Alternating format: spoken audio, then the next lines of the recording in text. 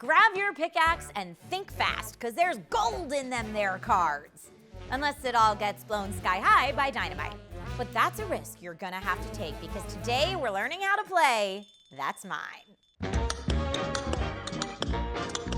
That's Mine is a card game where players take turns flipping cards from the draw pile face up onto the table and claiming them for points by giving them a hearty slap and shouting, "That's mine!" The best miners push their luck, waiting to make claims until the most valuable cards appear. But let too many sticks of dynamite accumulate and the mine blows up, demolishing all those shiny points.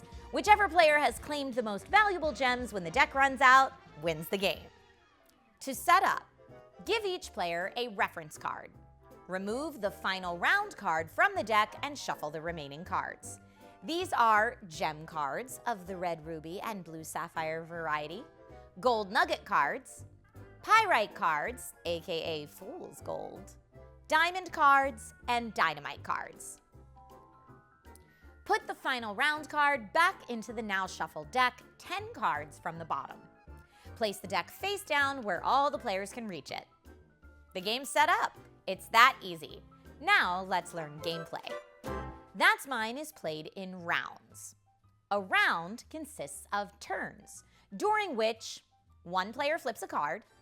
All players then race to claim a card. Starting with the youngest player and continuing clockwise, players take turns. On their turn, one player flips the top card of the deck face up where everyone can reach it. Don't cover up any other cards and make sure to flip the card away from you. It's cheating if you get to see the card before everyone else does, you sneaky varmint. Once the card is flipped, all players race to claim a card by slapping their hand over it and shouting, "That's mine!" The player who slaps any card first has made a successful claim. All other players will just have to wait and try again next turn. Players can claim the gem cards, the gold nugget cards, and the pyrite cards. Players cannot claim diamond cards or dynamite cards. To claim gem cards, slap any gem, then take all the face-up gem cards of that color. Once you've claimed a gem, you must leave the mine for the rest of the round. Flip over your reference card so everyone can see you've left. You won't flip any more cards or claim any more gems. You can, however, still claim a gold nugget. When one is revealed, any player may slap the gold nugget card to try and claim it. Pyrite cards can also be slapped and claimed by any player, but don't be fooled by this fake gold. They're worth negative points. And if you claim it, you have to take it. The winning slapper must always claim the card they slapped, even if it was an accident or they realize they don't actually want that card. We aren't mining for take-backsies here. Players place their claimed cards in a pile face up in front of them. It's their personal points pile. The cards in this pile will be counted for points at the end of the game. We'll go into more details about scoring in a moment.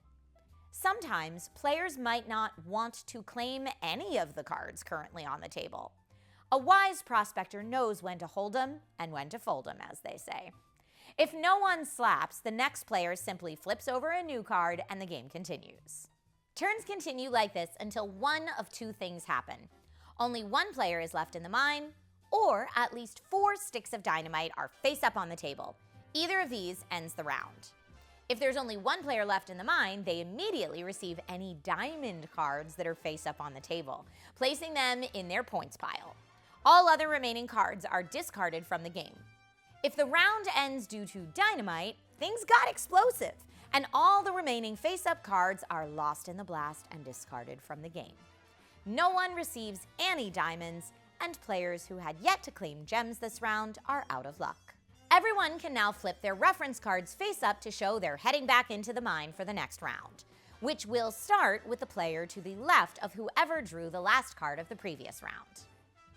Rounds continue like this until the final round card is flipped face up on the table. The player who flipped it sets it aside. Then that player flips another card and continues their turn as normal. When the current round ends, the game is over. This might happen with a few cards left in the deck or because the final card of the deck was flipped. Once the game has ended, it's time to go through those personal points piles and tally up those scores. For each gem, diamond, or gold nugget on a card, score 1 point. For each pyrite on a card, lose 1 point. The player with the most points wins.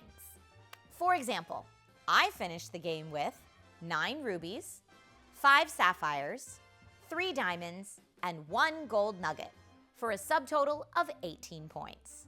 However, I have 1 pyrite, so I lose 1 point for a final score of 17. All the other players scored less than me because that's how I write my examples, so I win. And that's everything you need to know to play That's Mine. Now go get yourself some shiny rocks and try not to explode.